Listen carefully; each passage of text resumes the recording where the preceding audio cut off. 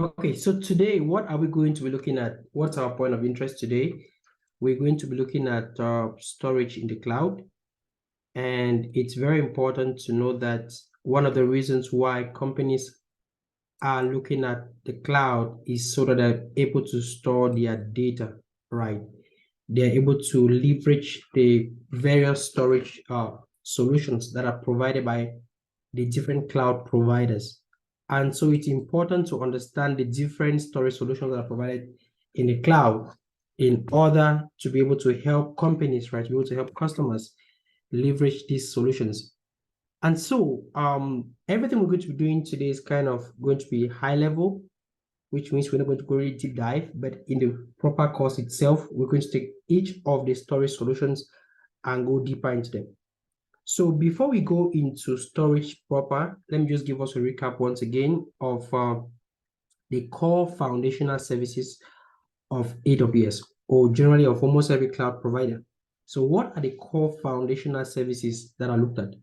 In AWS we have about 5 core services, all right? So the core services in AWS, so I could say AWS core services. Okay, AWS core services. Now, number one, we want to look at how do we control access into the AWS environment. So number one, we look at identity and access management, IAM. We had a conversation around IAM. How do we control access into the AWS environment? How do we give the right amount of permissions to whoever is needed in that cloud environment? So that's one of the core services. Number two core service, which we will have a conversation around, is what we call networking. All right, networking. And in the case of AWS, we'll be having conversations around what we call virtual private cloud, VPC, and other components. VPC stands for virtual private cloud.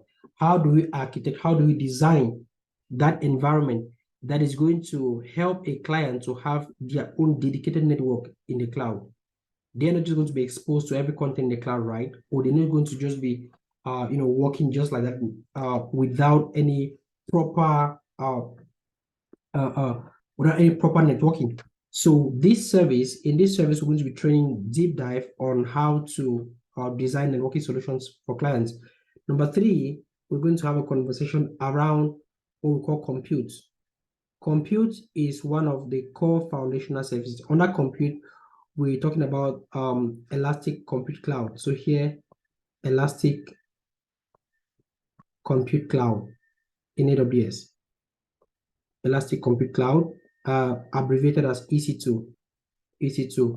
So we are saying that using this service, we're able to spin up virtual machines, right? You're able to spin up giant supercomputers remotely. And we're going to do today in our storage conversation today, we're going to design a solution, right? We're going to host Solavise website using an Elastic Compute Cloud. I'm going to walk us through a demo on how we're able to do that. Let's say, for example, a company wants to host the application in the cloud and they want to use AWS. What is one of the solutions that AWS offers that are able to make use of to be able to host the applications? I'm going to do a demo today, and we're going to see how we're able to host Solavise website using AWS, right? And we can access it from the web. So now, the fourth thing we're going to be looking at here is what we call storage, right?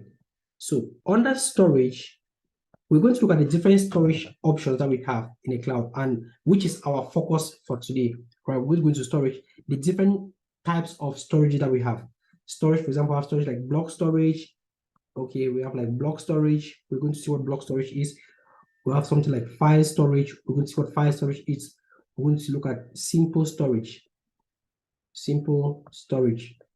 Or let's call it object storage. Object storage. And we're going to see a service in AWS which is called S3. Simple storage service. Okay, we're going to have a conversation around S3. And now we're going to equally host Solavise website, right, using the object storage. And we're going to get the benefits of object storage, maybe to block storage, or maybe to using Elastic Compute Cloud and all of that. And each of these services has their own use cases. So in having a conversation with maybe a client, we want to have a good understanding of what each of these services does and how it is used, how it is leveraged. right? Number 5, which we're going to be looking at here, is what we call databases. Databases, all right?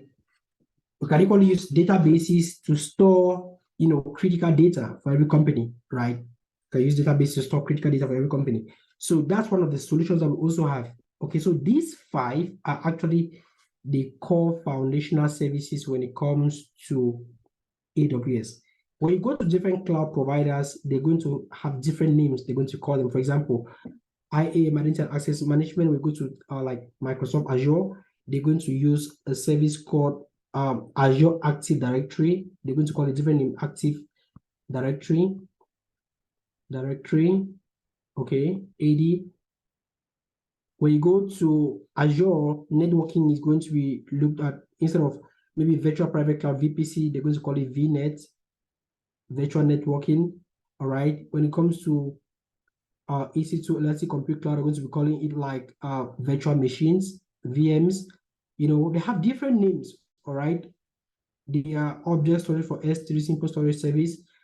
Okay, they're going to call like blob storage, and so on. So these different names for the different cloud providers are just unique identification names, right? But then the way in which they work is fundamentally the same. So our focus here is understanding the fundamentals, because if you understand the fundamentals for one, you're able to spread it through to the next. So our focus for today is looking at storage. So let's go a bit into storage and have a conversation around storage. So if we want to take a look at storage in AWS, right, let me just show to us our AWS documentation, what it says around storage. So in AWS cloud storage, right, this is directly from AWS documentation, okay? It gives us different reasons why we probably want to store in the cloud, maybe to be able to access storage facilities faster, maybe to reduce spending in the cloud, maybe to secure and protect our data, maybe to fuel innovation and have new ideas. Okay, these are some of the reasons why maybe companies are trying to leverage the cloud for storage. And also, what are the different storage services that we have? I talked about Amazon S3 for storage. I talked about Elastic File System, all right? And we probably have caching, block storage, okay? Then for migration, we can use all of this for synchronizing data and all of that. Now, looking at this, we can equally have AWS, right, used by companies to back up their data, which means they could be operating on-premise. We saw what on-premise is all about, which means they are managing everything in their own physical data center, right? But then they could be using AWS just for backup of their data. And so what storage solution can they use in AWS when it comes to maybe backing up of their data? So these are different use cases for which clients may want to use the cloud. Okay, so now let's take a look at the first use case for storage in the cloud, or the first type of storage that we have here. Number one, let's take a look at what we call object storage. Object storage. So object storage here, object here just simply means that it can contain any kind of thing, all right? It can store any kind of thing, from videos to pictures to documents, just anything. Just anything can be stored as an object, all right? So now, what is the solution that AWS offers for us to be able to store this kind of objects? Now, before we go into that, just think about it. If you are maybe trying to move into a new house, right? You live formerly somewhere and you want to move into a new house. At the onset of it, do you just transfer everything? Do you just transfer everything into your new home in an organized fashion? That's to say, if you're moving to a new house, right? Do you just initially have everything organized into your new home, or you have to gather them into maybe in your new location? You have to put everything together in maybe in a particular spot, and then you now begin to move them into specific locations in your new home. Guys, let's have your reactions in the chat. If you transfer into a new home, do you initially just move everything and start organizing them into where they're supposed to be, or initially you focus on moving everything from the old side to the new side, and then while in the new side, you now start organizing into where they are actually supposed to be.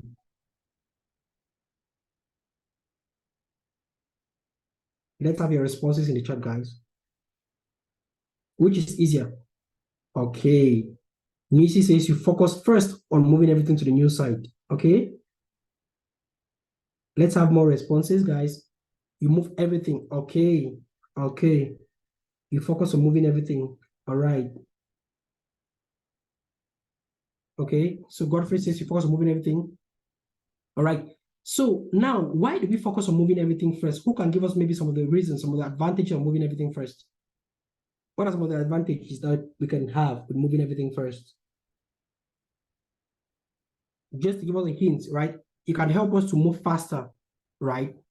It can help us to move faster. Let's say, for example, you have a huge garage in your new location. Exactly, you can gain time. You can move everything into your garage, or maybe you can move everything into your parlor. And while in your parlor now, right, you can now decide to start, okay, taking maybe pots to the kitchen, taking your bed to the rooms, maybe, right, organizing things where they're supposed to be. Now, it could be your garage, it could be your parlor. So it helps to gain time. The same thing happening here when it comes to the cloud. Let's say, for example, a client is trying to move to the cloud. We may need a solution exactly in, okay, the bulk moving will help to save time and save cost. So now AWS also gives us the possibility to use S3 here, right? Simple storage service. Simple storage service. Okay, S3. This service can help a lot in backup and restore. So this is one of the use cases, right? Backup and restore. Backup and restore for many companies. So it can back up just any kind of data.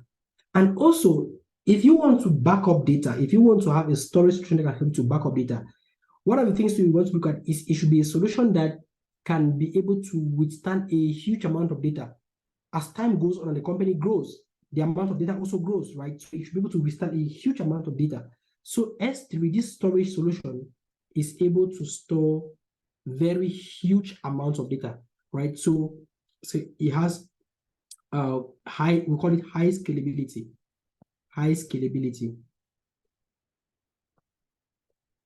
In our initial conversations, we talked about scalability, and I defined scalability. I said scalability actually refers to the ability of our systems, right, to adapt to changes in workload. That adaptation to workload could be maybe an increase in the amount of workload, or could be a decrease in the amount of workload. So what if the amount of data that companies want to store is increasing, right? Do we have these solutions in such a way that they're able to also increase in their capacity to store the data, right? So S3 here gives us that ability. AWS has made it in such a way that it has that ability. And how are they able to do that? Now, in the back end for S3, they actually have these giant supercomputers that AWS is the one actually controlling it. They are the ones managing it. They are the ones increasing the capacity in an automated fashion. So the client doesn't bother about how they're going to increase the capacity if the amount of workload is increasing. So that's what S3 actually does. And like I said, it can contain any amount of data. It's similar. It's just like you have YouTube, right? You can store any amount of data on YouTube. And so a company like Netflix has understood this, and they are making use of this. Netflix is actually leveraging S3 on AWS to store their movies. So all their movies and those files, they are saving them on S3. So that's one of the use cases. That's one of the clients. That's one of the customers that's actually using AWS now for their storage. So that's one of the beauties of the simple storage service with S3. The next thing too is that this particular storage has the capacity, right? Say in a case where there is a downtime, or in a case where there's a natural disaster, AWS helps in what we call high availability. High availability. High availability in the sense that each time you store any data in S3 with AWS, right, they are going to replicate it, or they are going to make it to be present in more than one availability zone. And the first class that we had, I actually talked to us about AWS global infrastructure, if you remember very well. And in the AWS global infrastructure, we talk about what? We talk about regions. And then in the regions, we had what? We had availability zones, then we talk about edge locations and so on. And we said high availability comes in when we have data that is stored in more than one availability zone. And we said an availability zone is just simply what? That physical location where we have a data center. So we have physical data centers, right? Where we have these giant supercomputers. And each time you store any data, right, we're going to do it today. We're going to create our S3 bucket.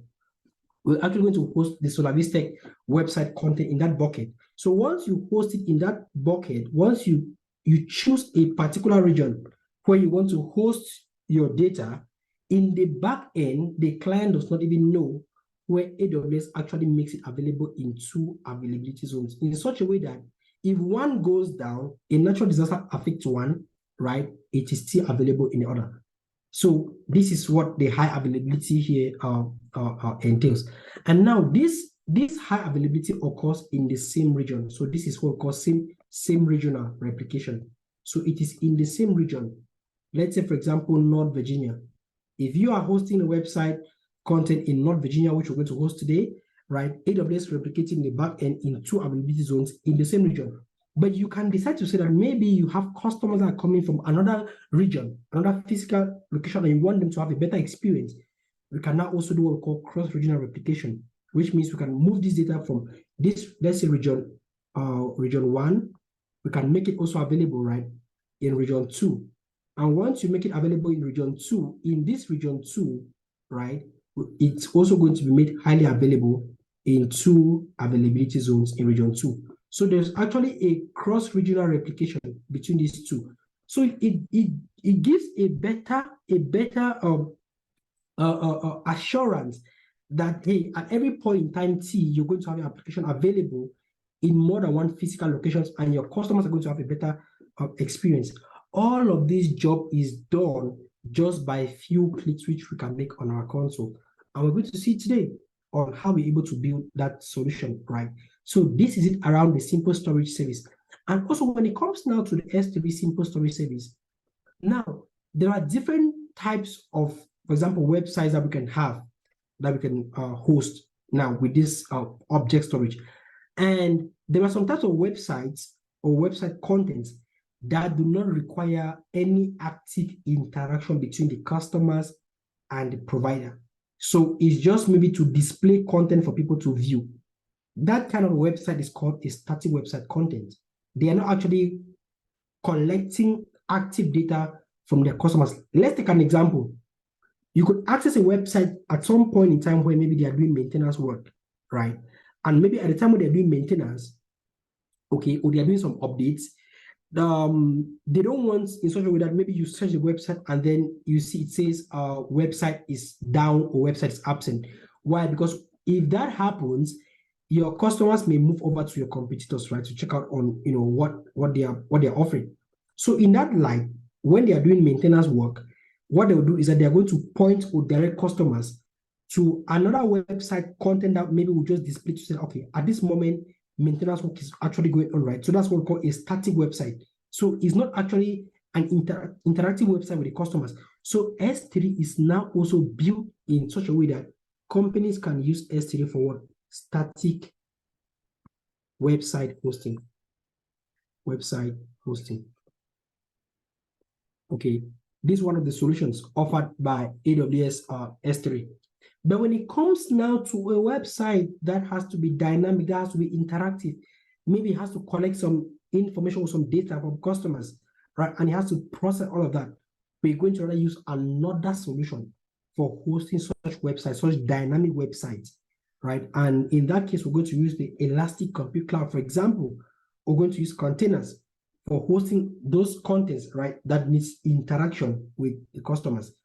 Okay, and so today we're going to host our Solavise website using S3, and we're going to host it as well using an EC2 instance or Elastic Compute Cloud.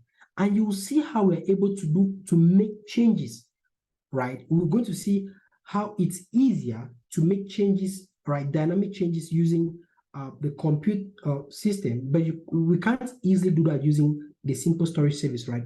We're going to do a demo around that today. So now, another benefit of the S3 storage, right, the object storage here, is the fact that, right, we can actually use this to design storage for different access patterns, different ways in which customers are actually accessing our content. For example, we could have a content that maybe is frequently accessed. We want to store content that maybe is frequently accessed, or maybe content that is less frequently accessed, or content that is rarely accessed, right? So here I'm talking about our frequency of access. Frequency of access. What do I mean? Let's take, for example, you have a school website, okay, or you have a school, and this school is actually enrolling students, right? Let's say the first 2 months of school resumption, or the first 3 months of school resumption, they're going to be collecting a lot of data from their students, maybe stuff like their names, their location, their phone numbers, and all of that. So they're going to be having a lot of interaction with these students' data within maybe the first 1 month, the first 2 months, the first 3 months. So now, because of that frequency of access, right, the cost of access also is going to be different. For data that is very frequently accessed, right, it therefore means the more it is accessed, right, the more it's going to bring in cost. So there's going to be a storage class. There are different storage classes in S3 that we have for very frequently accessed kind of data. Okay, so for frequently accessed kind of data, they're also going to have their own storage class. Now, for data that is less frequently accessed, let's say, for example, that school, maybe the next 3 to 4 months into the school period, they may less likely be accessing student entry data, right? Less likely accessing students entry data. They will be focused more on training of the students. Okay, so in that case now, if that data is stored in a frequently accessed storage class, okay, they may be paying so much to AWS or to the cloud provider, which they shouldn't be doing so, right? But now this data should now be moved from a frequently accessed storage class to a less frequently, or we can call it infrequently accessed class, access storage. So if you store data in a class that is infrequently accessed, you're going to pay cheaper compared to in a class that is in a frequently accessed storage class, okay, or in infrequently or frequently accessed storage.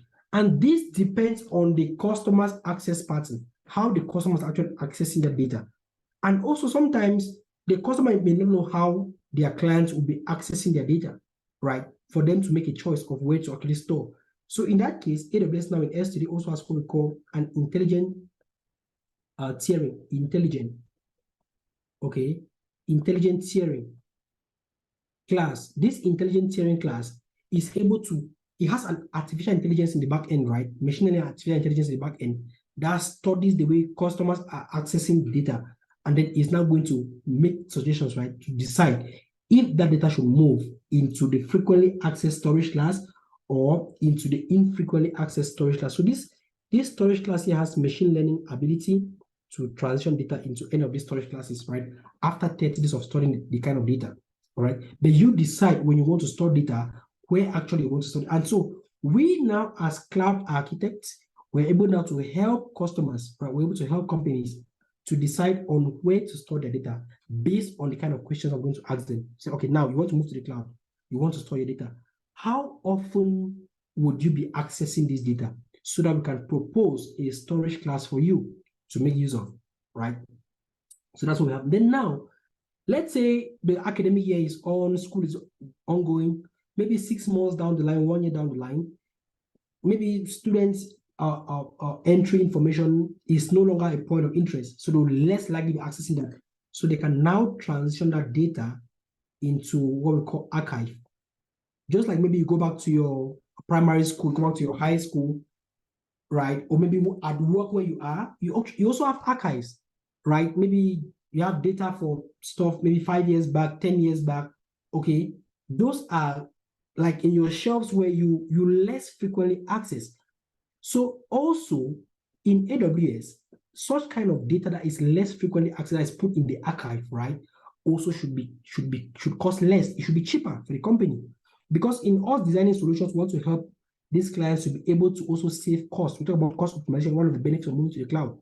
So this storage class is also going to help in what? In optimizing cost. And so AWS actually has these solutions in S3 that helps to be able to do what? To move data into and save costs. What about data that is going to be less frequently accessed, very frequent, infrequent access, right?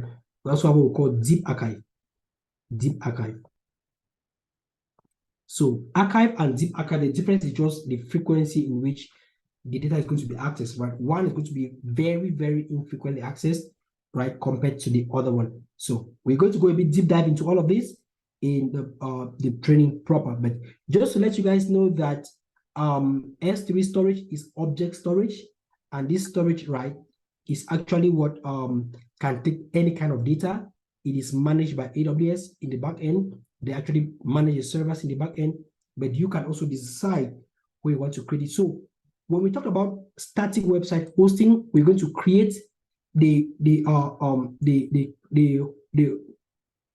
bucket. Actually, what we create to be able to host this data is actually called buckets, right? So we create buckets.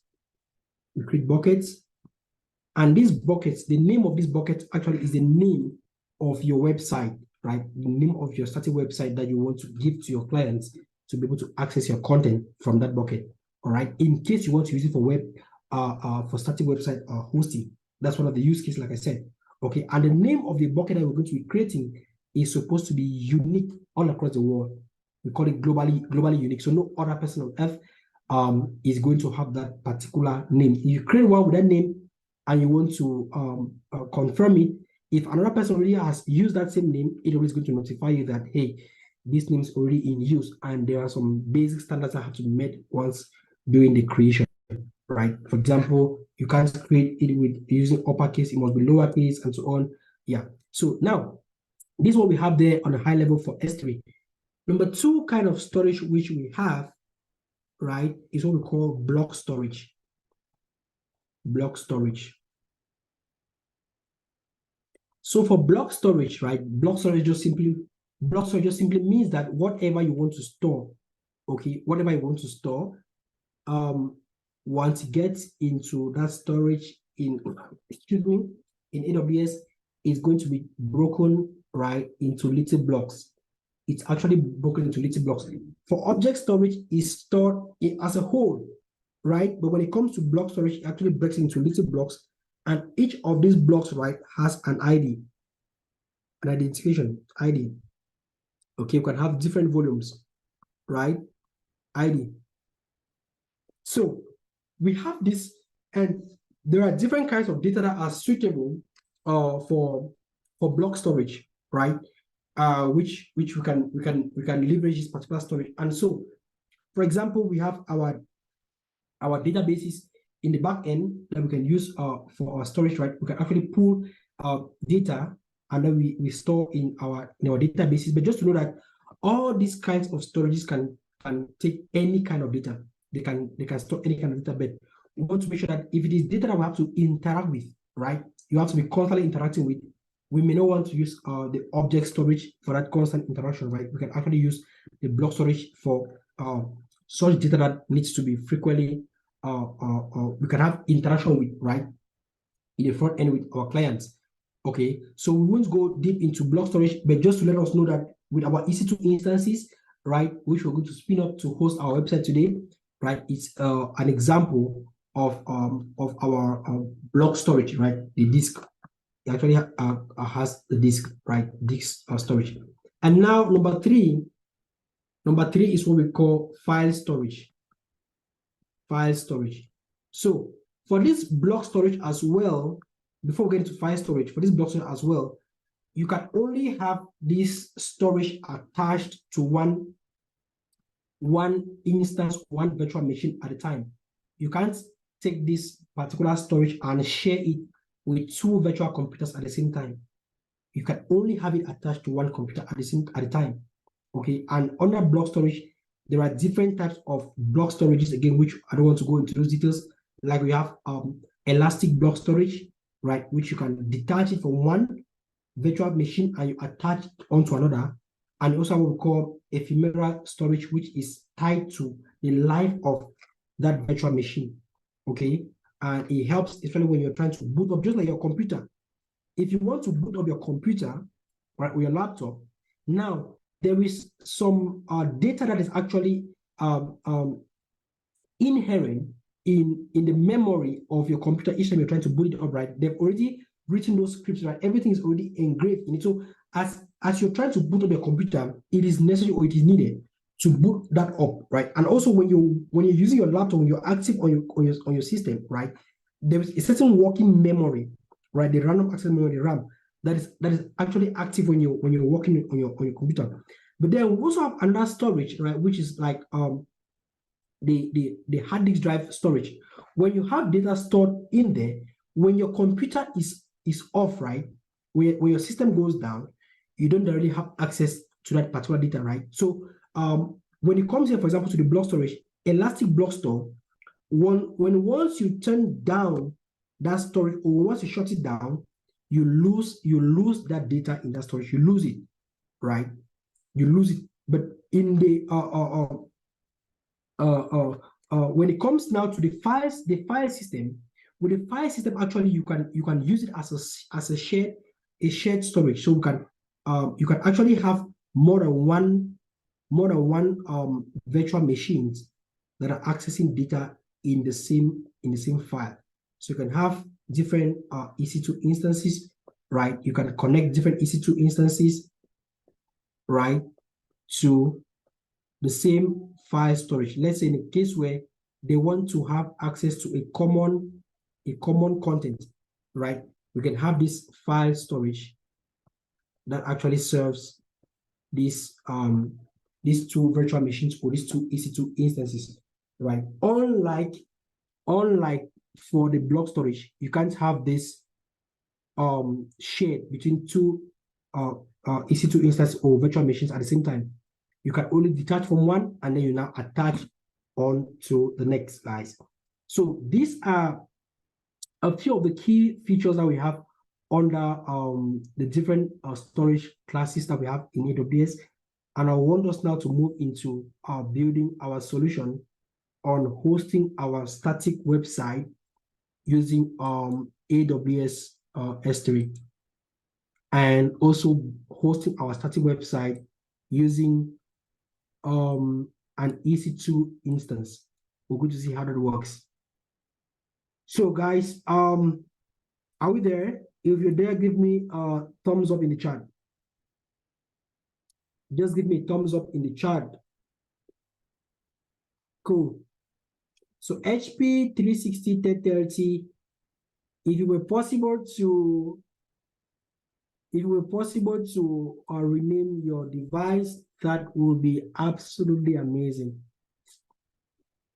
So we can able to address you like another poll, like Jules, Jarvis, yeah. Okay, thank you. So now I've moved over into my AWS console. Okay, this is called the AWS console. And here in my account, I can talk about buckets. This is S3 service. This is service S3. And I have a couple of buckets that I've created. But for today, we're going to be hosting a static website. So which means I'll need to create a new bucket. I'll show you guys briefly on how we create a bucket to host our static website content. So what we simply do is we made easier by the cloud providers, right? You can just simply read through, right? Like you could just click here, create a bucket. And when creating the bucket, we need to choose a region where we're creating a bucket in. For example, here, this region here is US East 1, North Virginia. I just click on the drop down and I can change the region, right? There are different regions I can change where I want to host my bucket. And for me to be able to give a bucket name, I need to actually give a name of the bucket. There are rules here to follow. If I need to see more about the rules, AWS has made it quite simple. You can just click here and it takes you to their documentation, right, where you can read and do that. So let me just call this bucket free, let's just say maybe Solavise Tech. Solavise Tech hyphen free webinar. Okay, this is Solavise Tech free webinar. If this bucket name exists already, they're going to tell me it exists already. Okay, but let's just go down and try to see. So here, by default, just creating of the buckets, it is not made public. It's not made publicly available, right, to anyone out there. So that's why this block all public access is enabled. And I'll just go down. And for encryption, we talk about security in the cloud. Security in the cloud, we said there is need for data encryption, right? Encryption at rest, encryption in transit, and all of that. So here you see here, encryption is enabled. Okay, so we go ahead now and we click on create bucket. So encryption just simply means that it's made in such a way that it's masked, right? It's actually hidden, so nobody can just easily access that data unless they do what we call a decryption, right? So they decrypt it. So now, in just few clicks, I've been able to do what? To create a bucket. What's my bucket name? This is the bucket here. Solavise Tech free webinar bucket. Okay. So before this session, I have actually written out the code for my website. So this is my website here. This is actually my website here, right? So now, doing this, like we said, a prerequisite is not actually knowing how to code. You must not know coding. So working a team, developers are actually going to write out the code and everything. So in my code here, I've saved it right as an HTML extension. This just simply means that I'll be able to access from the web. There are different extensions we can use to be able to access our content on the web. So HTML is one of them. So I've just saved it as an index.html, and then I've put whatever I need in here. So I've saved it somewhere on my desktop. All right, so I know exactly where it is on my desktop. So for me to be able to pull this, first I'll come back here and then I'll get into that bucket. So let me take free webinar. I get into it and then I need to upload it. So whatever we upload into the bucket is called an object, right? So in this bucket now, you see there are no objects, 0 object in this bucket. So I can actually look at different properties, permissions, different things you can do around here. So now what I want to do is I want to upload that website, right? The content that I've built and saved as a file or as an object on my local system. So I know exactly where it is. So I'll just go, you can either upload from here or from here. I'll just click on upload. And then once I click on upload, I need to add a file. I'll click on add a file. Then I go to my desktop. I know exactly where it is. This is it, index.html. I select it and then I open. So the moment I select and I open, it appears right here. And then I need to complete the process by clicking on upload. So in a few clicks, I've already moved the content right from my local computer into AWS. Okay, so this is it here, successfully uploaded. So I can close this, and then right here, I can see my object that is uploaded into my S3 bucket. So this is it here. This is the content in this bucket. Now, this content in S3 here, I cannot easily have a direct interaction with it. Okay, so now what if I want to go to this content here is my website. So I'll just simply come to properties here. Under properties, I would move right down to the end. And you see a solution here, it says what? It says static website hosting. So AWS understands that customers want to host websites. So they have built this solution and kept there for you. So static website hosting. So for me to be able to host a static website, I'll just simply come and edit here. Once I edit, and now initially by default is disabled. So I'm going to enable it. Once I enable static website hosting, I'll now have to indicate here index .html and then error.html. These are settings that have been put in place by default by AWS. So once I do this, I've enabled static website hosting. All right, I go ahead and just say I save the changes. Once I save the changes, it's going to generate a URL or a link that I will be able to use to access. So here, this is the link, right? You see here, HTTP, and it gives you this path. HTTP here means unsecure. The other day, Prof. Eric was talking to you guys about security in the cloud. So one of the key things you also want to generally look at when you're trying to click on any link to access on the web is also if it is secured or unsecured. And how will you know if it's secured? You look here at the top, you see this this lock symbol. This lock symbol here simply means that it is actually secured, right? So this AWS site here is secured. If I move to maybe Zoom, you see here it's secure and so on. All right, so now if we click on this link to access the content in this bucket, if I click on this link right now, it should be able to pull us to try to access the content in that bucket. That's the endpoint. So you see here it says 403 forbidden, right? Access denied. Why is access denied? Can anyone tell us in the chat why access is denied here? I said it a few minutes ago. Why is access to this bucket denied? I said it just a few seconds ago. If you can remember very well.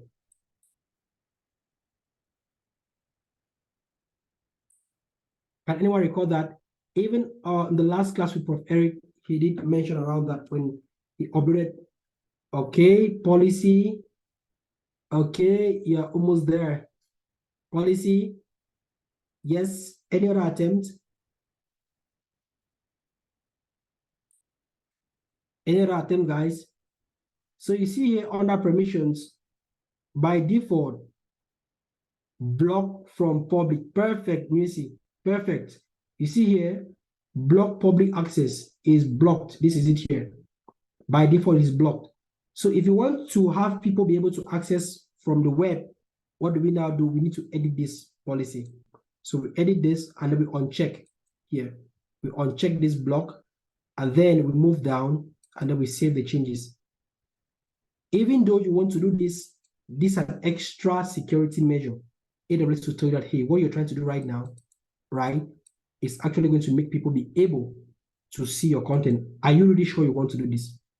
We'll go ahead and we say, yes, we want to do this. So now, when I confirm and save the changes, right, it doesn't still make people be able to have access, right, to that content in the bucket. So what I'm doing right now is I've enabled public access. So you see here, block public access has been turned off. So if this should be able to give people the access to that bucket, then I should come to this website, right? And I should refresh and I should be able to see the content, I should be able to see the website content. But you see, it still does not give permission, right? So guys, if you follow through our training up till now, what are we supposed to do? Drop in the chat. If you follow through Prof. Eric's session, you should be able to tell us what we should be able to do right now so that people are able to see, get access to the content of this website hosted in S3. Drop in the chat, what should we do? What should we do so that you're able to view the content? Drop in the chat.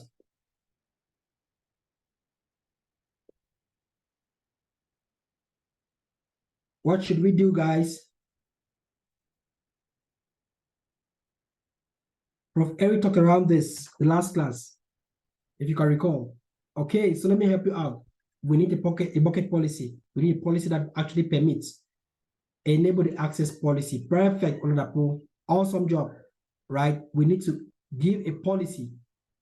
We need to give a policy that says enable people to be able to do what? To get objects from that bucket. So right now, you see here, bucket policy. Okay, so we need to edit. There's no bucket policy here that actually permits people. Even though we've disabled block public access, we need to enable a policy here. So what I'm going to do, we're going to come now. I've already written out my policy. So I'm going to edit here. Good enough, these policies, you can actually use a policy generator to generate one, or you can still search, right, to get it from the AWS documentation. So I already have my policy here. I'm going to pull it up from my VS Code. So here, I'm just going to copy my policy, and then we actually use VS Code. It's one of the tools that we're going to be using, guys, to write our code or whatever we need to edit. Okay, so here it says the policy information when the policy was generated, right? By default, this line is constant, and then other contents of the policy. And now, what are we actually giving access to? What exactly is to a particular resource? And so we have to define that resource. So it is on line 9 of our code that we need to specify that resource. So here, which is the resource, the ARN, so the name of the bucket. So this is it here. I'll just copy it here, bucket ARN, and then I'll come here and I'll just replace this content. All right, I'll just replace this content. So for anybody who is creating, they can use the same policy, right? They can use the same policy to just simply edit and put the name of their bucket right there, or the area of the bucket, and then I will save the changes. The moment you save the changes, right, now you've actually permitted. So this is what it says. It says that you're actually permitting. So it says allow. The effect here is to allow. You want to allow who? The principal here says the wildcard, everyone to be able to get objects from what? From this bucket. So if I come back now, since I've saved my changes, I come back now and I refresh this page. I should be able to see the website content I'm hosting in AWS here. So if I refresh this, you see here, the response, it says Solavise is hosting a free AWS and DevOps session on how to host static website in S3, right? And now it says for more information, check out, you see, so I've put the link here. Check out Solavise advanced training course for more information on Solavise's detailed training. So I'll just click on this link. If I click on this link here, it's going to now take me over to what? The Solavise website.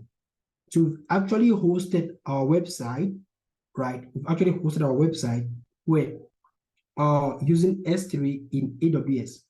Okay, so you can scroll here, you can see every detail about our website. So this, how we're able to use S3 for this. Now, how are we able to use, so we cannot interact directly with this. Let's say, for example, this content that we have here in this bucket. We can't get into this and start making changes into this bucket. We can't get into it here and start making changes to this.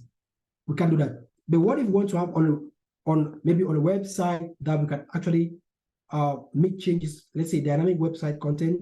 Now we're going to use another service in AWS called the EC2 Elastic Compute Cloud, where I'm just going to go in here now and launch a computer, right? I'm going to launch a computer in AWS North Virginia region. So I'm just going to give a name to that computer, to that giant computer I want to launch remotely, right? So this another service that I can use. Like I said, we can use different services for our website hosting. So I'm going to use this. Let me just say free website, the name to this, and then now you see each and every one of us has probably a laptop we are attending this session from, and maybe your laptop is Windows operating system. Some people have Mac operating system and so on. But here you see that with this you have different types of operating system that you can choose. There are multiple of them, right? You can either choose, if you want to use a Mac here, you can choose Ubuntu, Microsoft, and so on. So, but here we're going to go with Amazon Linux, right? Linux system, and I'm going to use a free version just because we're doing this demo, right? As I choose this free version, okay, let me come back here. So launch an instance. Okay, don't worry guys, I'm just doing this now myself, but when we get to the live training, everyone is going to be following through the steps, right? And you're going to do it yourself as well. Free webinar. So let me just pull up this and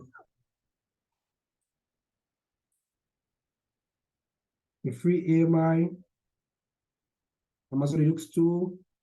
Okay, there's something called Keeper, which you're going to use. You're going to know all detail about what Keeper is all about. I'll choose one here, and then what kind of traffic do I want to let into that website? For now, I'm going to select, like we talk about networking.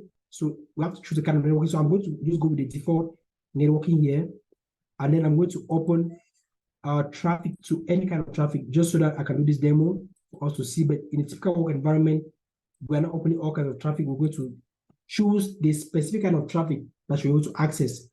So it just means that we're trying to limit who can access our website content. So here I'm just going to go with all traffic. But then now I want to launch this computer, and I will need to put my code to launch the computer with. So I've already written that out, and so I'm going to put it up here to be able to install a system that I can use to be able to start up my computer. So I'm going to copy this and then launch. So don't bother about these codes for now, right? This is just to show you guys the different capabilities that we have here with our Amazon Web Services. So I'm going to go ahead now and launch my computer. So this is just to install, a front end base. Front end just simply means what our clients are able to interact with, right, on the web in such a way that once you try to search, you're able to see the content. So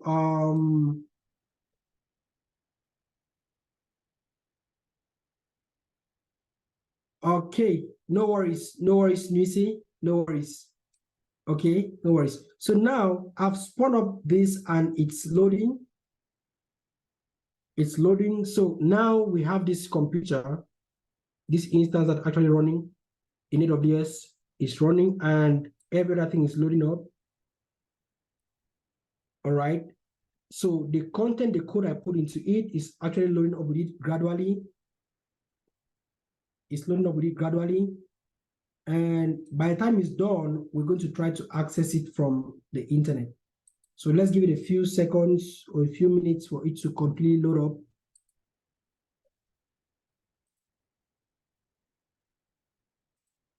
Let it completely load up. Okay. So this process is just like what's happening when you try to boot up your computer or when you boot up your laptop. It takes some time for it to load. It takes some time for it to come on so that you're able to use it. So this initialization process is the same thing that's happening with the boot up process with this virtual machine that I've been able to spin up in AWS in North Virginia right now. So we told you how it's possible to stay locally and you're able to turn on the laptop or turn on the computer, turn a giant computer from anywhere in the world.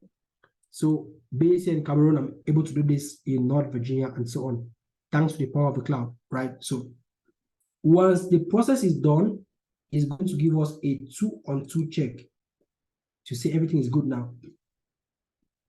All right. So now trying to access this website content as it's loading, what I would simply do is I would select it, and then it has something we call a public IP address. This is a public IP address, right? This is identified just like your phone number. If you want somebody to be able to call you on a phone, you give them a phone number. So here also in networking, we have something we call IP addresses. IP stands for Internet Protocol. We use this for communication over the internet. So we're able to use this to search if we're able to reach the application. So you see here, this is what I was able to install on that system. It's called an Apache, right? Web server. It just helps to be able to display content on the web. So you see, I use this IP address to be able to reach this computer that I've spun up in AWS from the web. But now my website is not actually hosted in this computer as yet. So I may now want to install the code of my website onto this computer. So I can now get into it and then have an interaction with it and then save my code into it. So what I'll simply do here now is that I'll select my my computer I've spun up in AWS, right? And then I'll now try to connect to it. So I'll just come here, and then I'll try to connect to it directly. So I'll just do this to connect to it. So I'll just click on connect.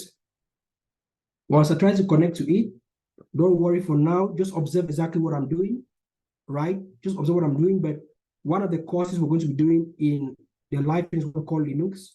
We'll teach you how to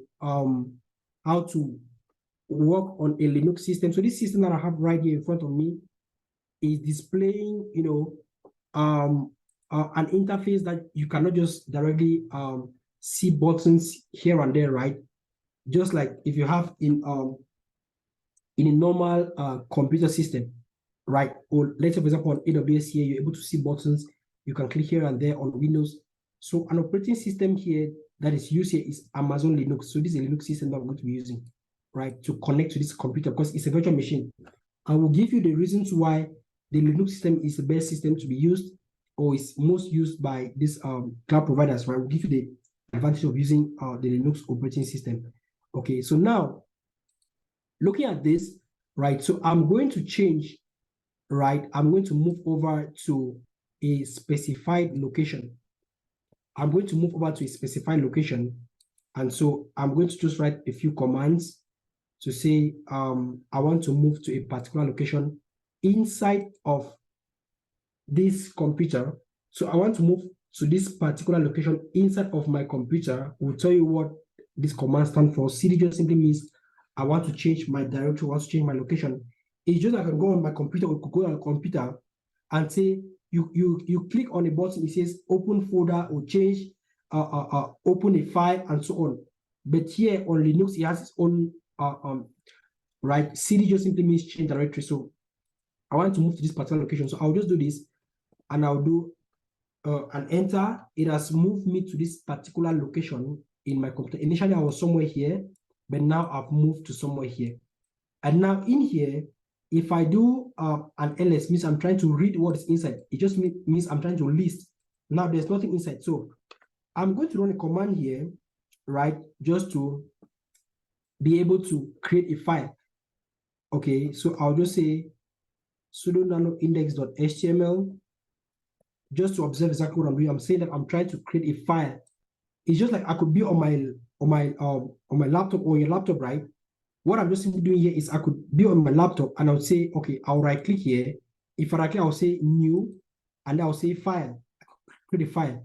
It's the same thing I'm doing here on this other system.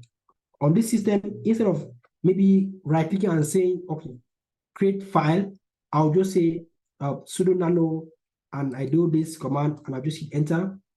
I'll now have to put in the code for my website here.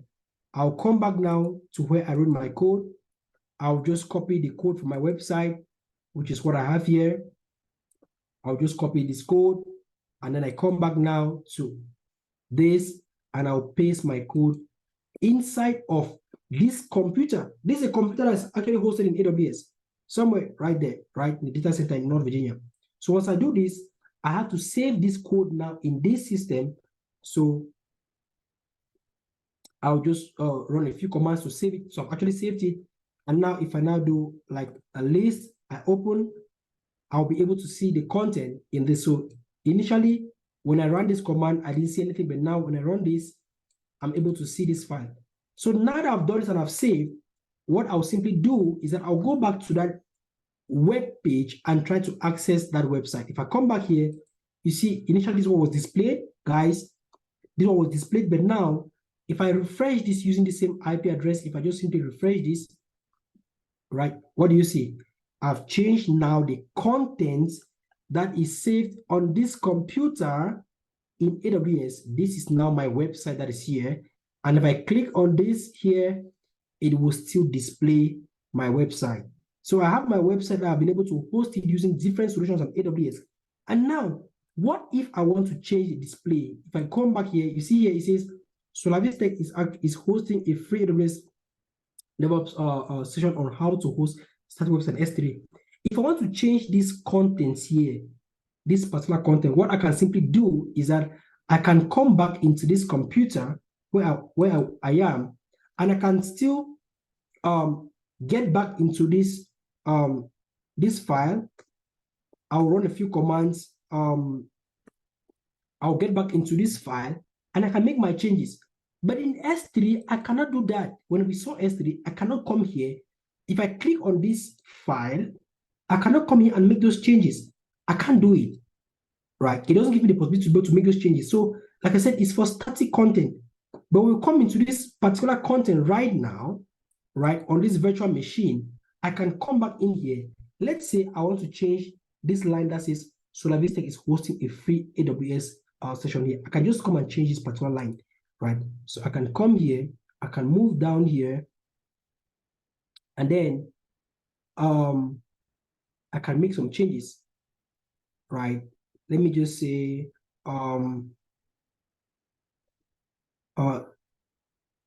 instead of in S3, right? So let me change the content here, say in EC2. Okay, so I could delete this. I could say in EC2, right? I could say by Dr. Samba, right, Solavise. So I could say I'm actually hosting this website, right, in EC2. And now, as I've done this, I'll just simply save the changes that I've done here. Once I save the changes I've done here, guys, I'll come back now here. You see the initial content. Solavise is hosting a free AWS DevOps website, you know. But now I can make a change. If I just refresh this page, you see the content has changed. You see, okay, I actually did EC Aruba by Dr. Samba Solavise. If I'm not comfortable with this, I could still go back into that virtual machine and change this instead of EC Aruba to EC2. So you see, it gives me that flexibility to interact, right, with it. I can interact with it. I can make changes directly.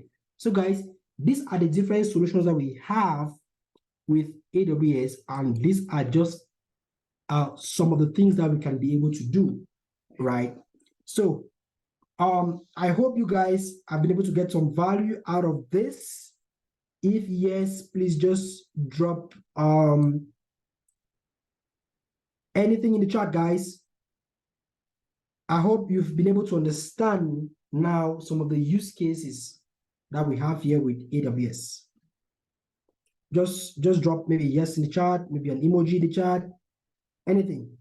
We've come to the end of our demo, which I promised you guys that we're going to be able to host our website. I'm going to see how we're able to play around that in AWS. Okay, cool. Cool. Cool. All right, guys. All right. Wow, Welcome. Wow. Prof, thank you so much. Thank you so much. Prof, I was just joining now. I think I earlier informed you. Yes, I'm just joining, and I can feel the heat in the building, you know. Like the building was on fire. Sure. So we just hosted our Solavise website on S3 as well as on Amazon EC2, and we saw how we're able to interact with each of these services.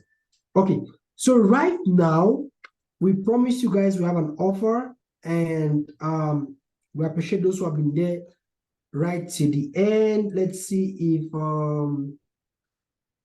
we can have Dr. Angelo right in, guys. If you have any questions right now, you can indicate, just raise your hand so we can take your question.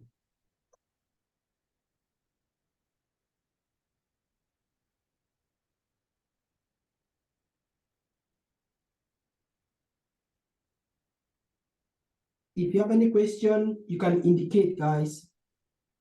Any question, any remark, any comments? We are at that point where we can receive your questions, your comments.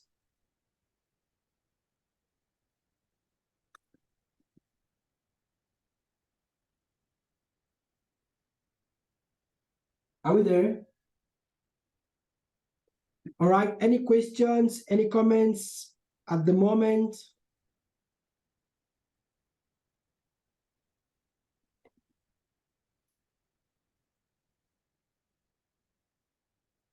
Okay, thanks, Peter. Thank you. This and more we're going to see. We'll take each of these services one step at a time, right? So right now, let's welcome Dr. Angelo. as he was there at the onset. He was there at the onset and he's back again. Dr. Angelo, if you can hear me, you did promise that we were going to be making an offer. So, guys, if you're excited to know about that, just do welcome Dr. Angelo. If you're there, Dr. Angelo, you can hear me. You have the mic.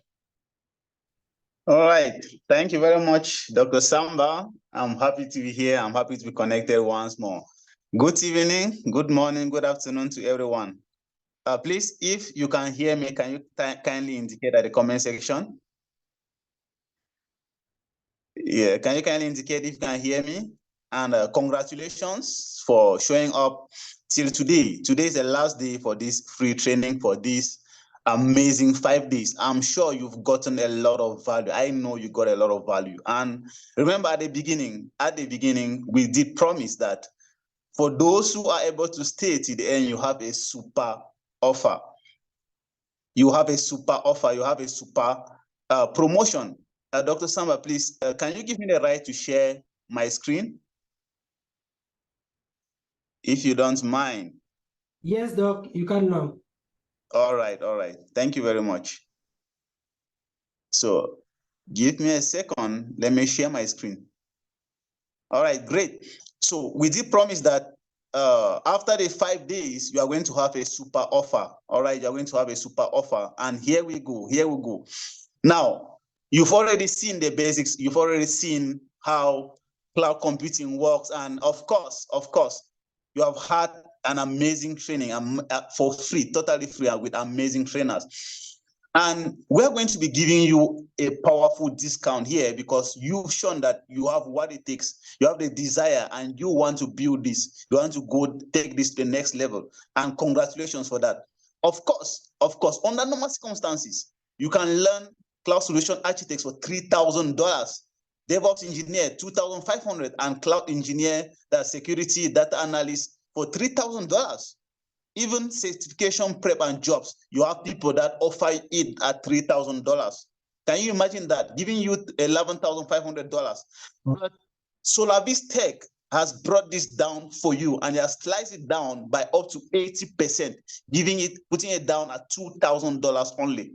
But that's not all. Do you want to hear more? Can I have somebody type hear more if you want to hear more? Do you want to hear more? Do you want to see a special? This one is a special offer, and I'm talking about a special offer for you who has followed this program, for you who has been able to show that you can take this to the next level, to show that you are determined. And through the partners of Solavise Tech, for those who are in Africa, of course, we are back home, and we want to make sure that everybody gets this. For those who are in Africa here right now, you can attend this amazing 6 months program for just $1,500. Is somebody excited about that? For just $1,500, only for those who are here in Africa, for those who are in Africa and you want to take this to the next level. So ladies and gentlemen, through the partners, Kesma International University and other partners of Solavise Tech, this has been made possible for you. And trust me, you will not see this elsewhere. You will not see this amazing offer elsewhere. Hello, I thought somebody would be excited to get this. At the comment section, can I see? Is somebody excited to get this?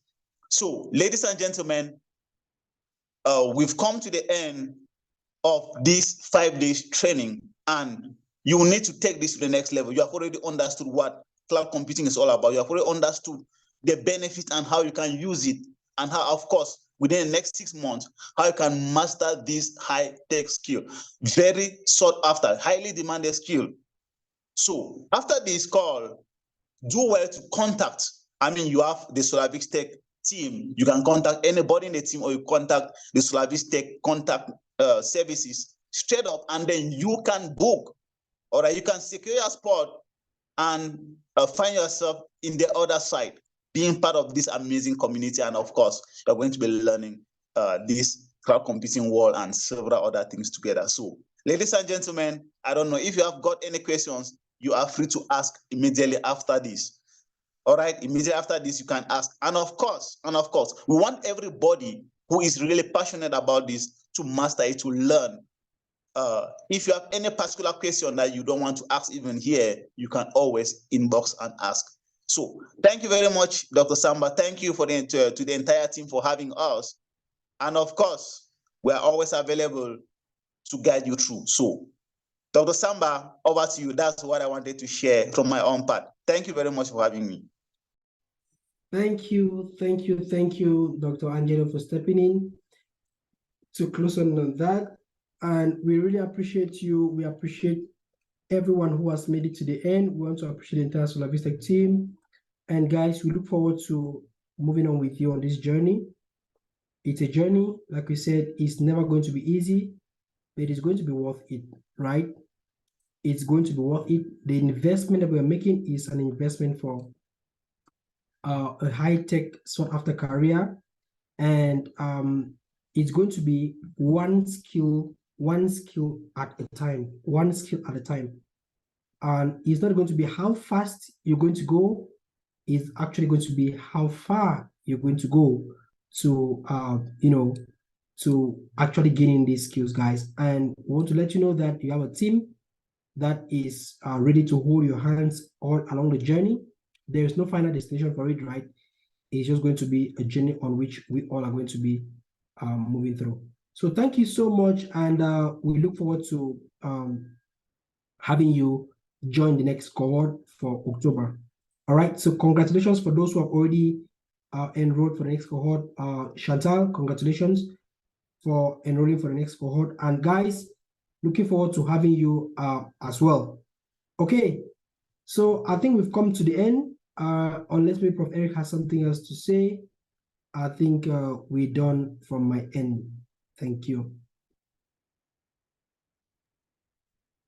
Okay, Prof, thank you so much for this opportunity. Thank you everyone for having been on this journey. I mean, we are all here because you are there, right? Yes, and for me, this journey, it has no ending. We want to carry everybody along, right? Everybody has to be carried along. We are not leaving anybody behind. Don't say that there is something that's limiting you or stopping you from attending this program. There's no limitation. The only thing you need in life at this point in time is your mindset. Everything is going to flow. Everything is going to just find its way as you embark on this journey. And all I can say is that I want to see everybody on the other side, right? Yes, count it's over. I want to see everybody. It's great to have to be among the amazing family that we've already started. We can't wait to have you all. Thank you. All right, so Peter would like that each person, steps into to give a word. All right, so let's start off with Peter, right? Yes, Peter, you have the mic. Amazing suggestion. Let's just get feedback, guys. Feedback is very, very important. Let's get your feedback from the 5 days we spent together. Do you really value it? Did you really learn something great? Even if you're not going to be, guys, even if you're not going to be on the session itself in October, have you learned something from here that you can say, okay, this is a take-home message that can maybe even help to improve on what you're doing at your job site and all of that? So let's start off with Peter. Okay, thank you very much, Dr. Samba. Thank you, everyone. I don't know if you can get me, please. Yes, we can get you. Okay, I think it is very rare to see these kind of things happening these days. Sometimes some people may not understand the importance of what has just happened. Maybe it's because I'm already getting old that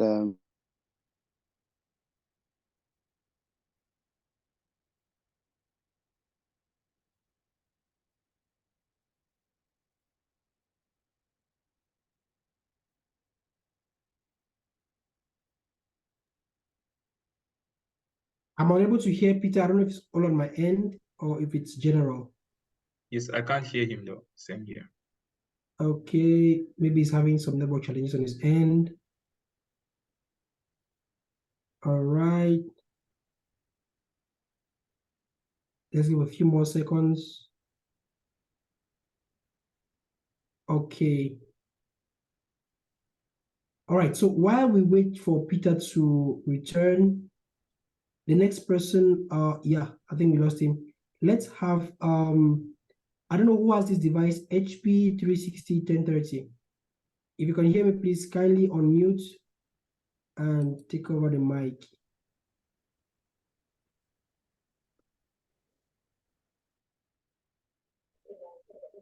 Good evening, everyone. Thank you, sir. We can hear you. I am formerly alone.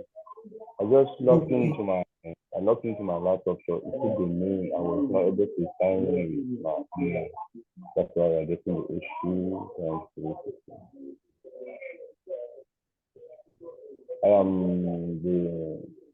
I'm actually excited about this opportunity. Like I enjoyed because like the initiative is good, and then I appreciate the sacrifice that you guys have put on for us. Like it's not easy, and I've got to, on the way, I've learned so much about the importance of cloud computing, and I'm doing my best to be part of you guys coming over. Thank you. Excellent, excellent. Thank you very much for the feedback, Alan. We equally look forward to having you come October. Awesome. All right, I think Peter is back. He left again. All right, let's have Jarvis. Jarvis, you have the mic, please. Good evening, everyone. In the first place, I wish to thank then the team that has been teaching us. I think what we had here was kind of an abridged version of what we will be taking in October. And one thing I did realize is your availability then with your entire team. And as and to queue up from where Peter then from what Peter was saying, all I could get from this was then the determination, the dedication that then your team is out to give to other people like us. Then we're learning, and if I must speak the truth, I've been hearing about cloud computing, but I think you demystify some of the concepts I was having in mind. Then with the simplicity of the way presenters were presenting very difficult things, because I'm not from from the IT background. I thought it was just like more of a business language than a kind of marketing strategy. But actually attending, I saw the way all the presenters took their time, and they were actually showing out what we were supposed to do. So I remain very much indebted to you people. And it is my prayer that in October, I should be here, not alone, but with others too, so that we can all benefit from this. Thank you so much, and over. Thank you very much, Jarvis. We appreciate your consistency. We appreciate your kind words. And exactly what you said, the simplicity, right? The simplicity, that's the greatest fear that most people have, that would they be able to do this thing, even with no IT background? How complex is this technology stuff, for them to understand? But you've been able to come in firsthand. We made a promise that, hey, we're going to give it right in a simplified format. And you came in, you experienced yourself, and you don't want it to end just at your level, but you're deciding to tell every other person about it. For sure, we appreciate that feedback, and we take it to heart, right? On behalf of the entire team, we want to say thank you for that feedback. All right, so let's have Chantal, who is already enrolled for the next batch. I'm sure she's so excited. Chantal, I know you can't wait for your turn. You have the mic, please. Good evening. Can I be heard? Yes, please. Can anyone hear me? Yes, please. Okay. Okay, thank you very much. I really want to appreciate. I would like to call everyone by name: Dr. Samba, Prof. Sensini, Prof. Eric, Dr. Angelo. I really do appreciate everything you guys have done. Actually, I am the kind of person which I like to know what I am getting into, but honestly, I did not expect this much material to be given out. It's really interesting. I like challenges, so when I heard of computer, I have no background in computer. I just have a laptop and I know how to type. That's just all. But the way you guys poured the material, I don't think it will be any difficult for me. So I really do appreciate it. Thank you very much. Thank you very much, Chantal. And we look forward to having you as well as we move on this journey. Thank you. Let's have Jules. Jules, if you can hear me, you have the mic.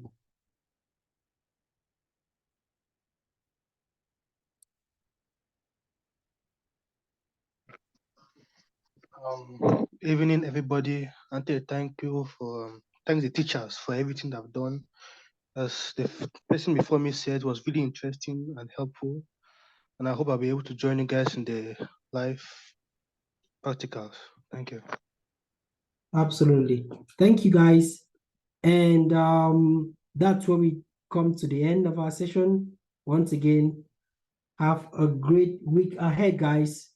Good night. You can just drop a feedback in the chat as usual for whatever you've learned. And we're going to be sharing some content, guys, that you can share with your loved ones, you can share with your friends, you know, on your social media handles. You can invite them one-on-one. For those who have any special questions, you can reach out to me directly, or you can reach out to the Solavise Tech WhatsApp contact, and we'll be able to give you responses. Thank you, and goodbye for now.